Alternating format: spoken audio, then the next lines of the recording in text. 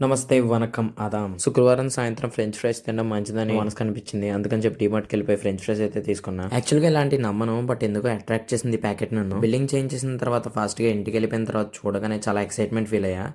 Cut చేసిన తర్వాత లోపల చూస్తే ఒకటి, బయట చూస్తే ఒకటి. అప్పటికే డౌట్ వచ్చింది. స్టవ్ మీద పెనం పెట్టి అందులో 3 చెంచాలు నూనె వేసి పక్కన అన్ని సిద్ధపరచుకున్నా. మా అమ్మమ్మ గారు కొంచెం సేపు, నేను కొంచెం సేపు ఇద్దరం కలిపి అలా వేపేసాం. అయితే బాగానే వచ్చింది, కానీ ఎందుకో కొంచెం డౌట్ కొట్టింది.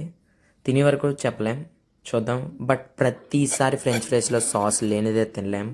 సాస్ కంపల్సరీ అని చెప్పి బయటకు వెళ్ళి సాస్ తెచ్చుకున్నా. స్టార్టింగ్ కుక్ చేశారు కదా, మా అమ్మమ్మని అడుగుదాం టేస్ట్ ఎలా ఉందో. రావాలి తీసుకో.